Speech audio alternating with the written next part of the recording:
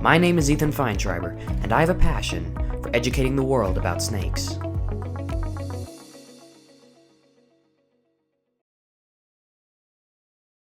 A while back, I showed you what it means to find a fossorial snake in Florida.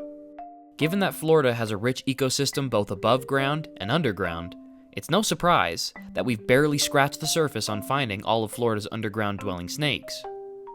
In our effort to find as much as we could, we managed to find and feature one of Florida's most common fossorials, the southern ringneck snake, and one of Florida's not so common fossorials, the red-bellied snake. Both of these snakes can be found across wide ranges throughout North America, but these next few finds are snakes restricted only to the southeast. The first of which is likely a snake you've never heard of, and was one of my biggest target snakes in Florida. How big is this thing? I see. Yes! Yes! We got one! Yes! Check this out. This is a pine woods litter snake. This is actually a really cool and unique species you can find in Florida. These guys get their name, the pine woods litter snake, because they are found often in the leaf litter in pine wood forests around their range. So they don't get very big, but for this one, I'd say this is a pretty decent size. And they're really often seen near the coasts, whether it be the Gulf Coast or the Atlantic coast. They're fairly often seen around those areas because the closer to the coast you get, the more sandy it starts to get. And those sandy, loose soils are what these snakes like to burrow through. However, you can find them farther away from the coast. Now, like I said, these snakes are unique around here. They're the only snake in the United States that is in the genus Rhadinaea. And that sort of just means that there's really no other snake that's closely related to them that you find in the United States. And what's interesting is most of the snakes in this group, or in this genus, Rhadinaea, are in Mexico and Central and South America. Yet the one species that doesn't kind of live in that area where most of the snakes in that group occur is here in the southeastern United States. For some reason here in the southeastern United States, there's like this outlier of this group of snakes that occurs here. Now, when it comes to feeding, these guys very much feed on just small things that they can get their little mouth on. It's going to be probably small invertebrates like insects, worms, slugs, maybe snails, and they actually have a mild venom. This is a mildly venomous snake, just like a ringneck snake. They have two small things in the back of their mouth.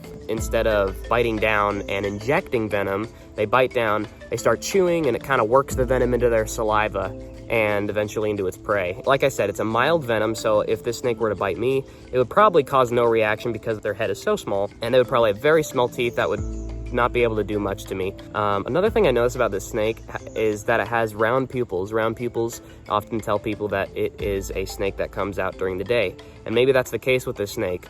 But with these snakes, they're usually not as much active on the surface. They're usually active close to the surface, but often underground. And snakes like that are called fossorial snakes. And snakes that live most of their lives underground are also a great food source for other animals that live underground, including other snakes. Around here, I'm looking for the eastern coral snake, and this is a perfect food source for that. Nonetheless, it is a very exciting snake to see. So thank you so much for taking the time to educate yourself on the pine woods litter snake. Florida's small fossorials also include the brightly colored snakes that make us question if it's safe to handle. All of Florida's bright-banded snakes, both toxic and non-toxic, prefer a life underground. This is what makes an encounter with one above ground so special. It's just not where they spend most of their time. And yet my friend Craig's timing was just right. Well, Craig found the holy grail of the pine forest. This is one of the most beautiful snakes you can find in the state of Florida. This is the scarlet king snake. Despite having these bright colors, you can see based on the way I'm holding it, this is not a venomous snake. This is a completely harmless species that you do not have to worry about ever getting bit by or encountering. So how could we identify this as a non-venomous snake and a completely harmless one? Well, down here in the southeast, you can go by that rhyme that everybody talks about. In case you haven't heard it, it's red on black, friend of Jack, red on yellow, kill a fellow. If the red and black bands are touching, then it is a non-venomous snake, and if the red and yellow bands are touching, then it is a venomous snake. When you look at this, you can see it is red, black, yellow, black, and then red again. So the yellow bands are not touching the red bands. They're being separated by the black bands. Therefore, it's a non-venomous snake. However, sometimes there can always be some sort of exception. But most of the time, this is a rhyme you really can't apply down here in the southeastern United States. Here in North Florida, coral snakes are also here. So this snake definitely does mimic the coral snake. Now, this is not to be mistaken for the scarlet snake, which is a different snake entirely. It's actually not even a type of king snake.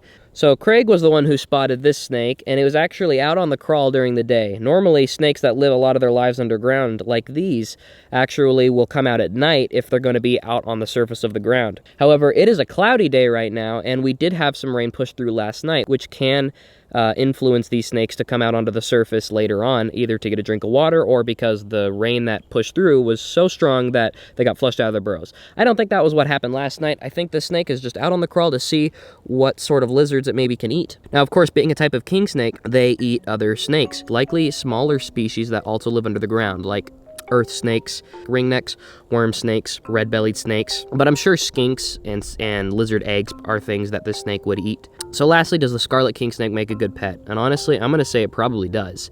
Most king snakes are known for being really great pet snakes because they're easy to feed, they're usually not very picky with what they eat, and they are beautiful snakes, and they don't get insanely large, so you won't have to keep a massive enclosure for them to be pretty happy. And the scarlet king snake is really no exception. Except it's not really common in captivity, not that I know of at least. And so if you find one that's captive bred, I don't see why it wouldn't be a good pet snake. However, if you guys do happen to know any sort of reason why these might not be good pet snakes, even if they were captive bred, I'd love to know in the comments. But if you see one in the wild, definitely please leave it in the wild. Thank you guys so much for watching and taking the time to educate yourself on the scarlet king snake. I'll see you guys next time with possibly an even cooler snake. After featuring 2 more fossorial snakes on my channel, we still have yet to reach even halfway to finding all of Florida's long, scaly, subterranean inhabitants. So let me know in the comments if you wish to see more tiny snakes of Florida. If you enjoyed this episode of Snakes on the Brain, let me know by giving this video a like. And if you want to learn about other snakes I've caught, make sure to subscribe. Pretty different, but both of them have fairly pointy heads, and both of them are just adorable little babies. You're really acting like you're dead. You're scaring the shit out of me. Is that rolling?